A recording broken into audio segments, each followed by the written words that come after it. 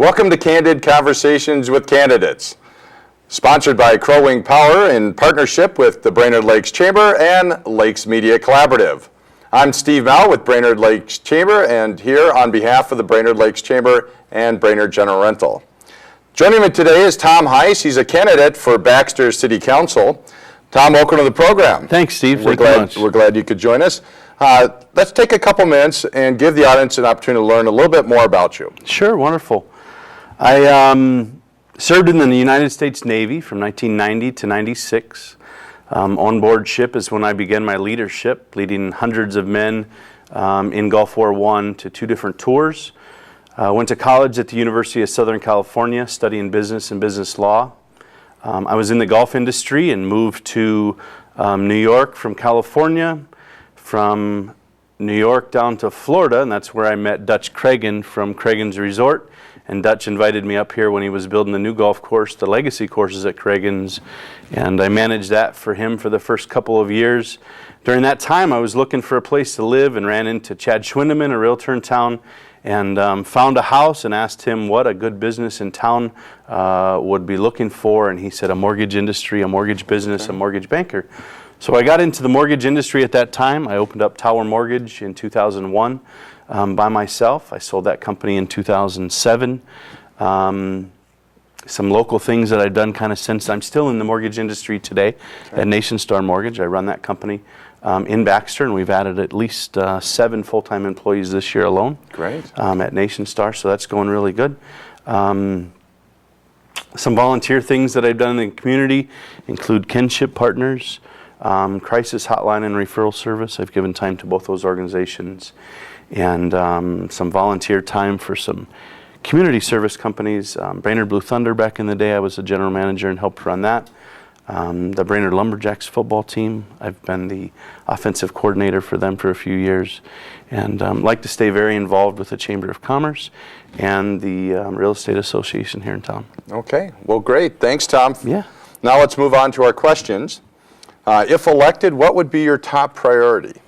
My top priority would be to associate and be a stance for the small businesses in Baxter, to help remove some of the regulations, some of the things that would deter us from succeeding and becoming more profitable. Some of the things that may hinder us as business owners on a day-to-day, if we could avoid some of those issues, if we could avoid some of those extra taxes or some of those extra fees that we have to pay to improve our business and make our business better. Okay. So the small business and the business growth itself in Baxter is most important to me. Top priority. Okay, great. Thank you.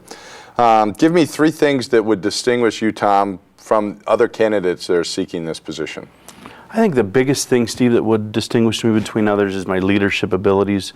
I've been a leader, like I said, since I was in the military in 1990. I've been a manager of people since then. I have very good decision-making skills, and I'm able to take information that people give, whether it be what I want to hear or not, and decipher what comes good from that, and to be able to make a decision and move forward on that decision, whether it be the decision that people really want to hear or not. Sometimes the hard decisions are the ones that people look to us to make, and that's why I would be a great candidate to be in the Baxter City Council. A few other things are just the success that I've had in business here. I've added 7 full-time employees, like I said, to my business this year alone, and during a down economy, that's not the easiest thing to do. So success in the business industry and success in business growth would be great aspects of mine. Okay. So we hear budget talk all the time, both at the local level, state level, federal level, obviously. Baxter's no different.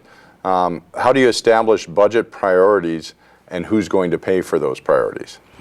That's a tough question, and that's one of the reasons that we need to spend so much time and so much focus, I guess, here in Baxter or the Brainerd Lakes area, not even, to make sure that we're taxing properly, not to increase taxes just to be able to pay for extra things, to be able to make sure that we're making some business decisions thinking of the future would be a great way for us to be able to manage our budget and to be able to take care of future expenses. I think that's a great asset that I can bring as the business management part of making decisions, not for just today, but for the future as well. Okay. You've had a lot of conversation, or at least a lot of talk so far in our interview. Business has come up. That term has come up quite a bit. One of the questions we're asking all the candidates is, what would you do to ensure that the city of Baxter is business friendly?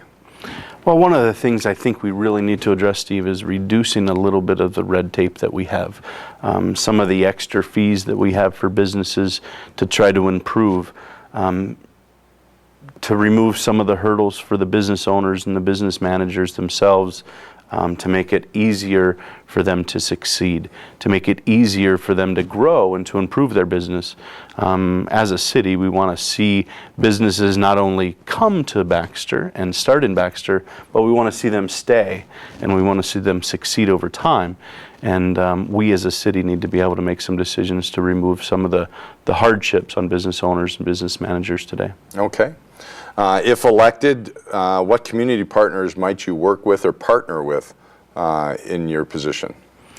Well, I think back to business is what I'm going to have to go to. Brainerd is a great industry, and it's a great organization that I look to for leadership, along with the Chamber of Commerce, to be able to help make some business decisions. The Chamber of Commerce is a great go-between politicians and the business owners and the business managers, and they've helped me succeed in business over the years, along with some of the decision that the Brainerd Lakes area business community is making. So I think most of my focus would be to be supported and be supportive of the Brainerd Chamber of Commerce and Brainerd. Okay. Tom, we got a little bit of your background, obviously a lot of adventure in your life. You've traveled a lot of different places, had your own business, sold your business.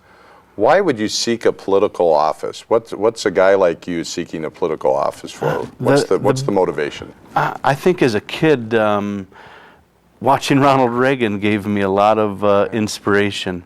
And actually in business, I've received a few awards. The Ronald Reagan Achievement Award was one.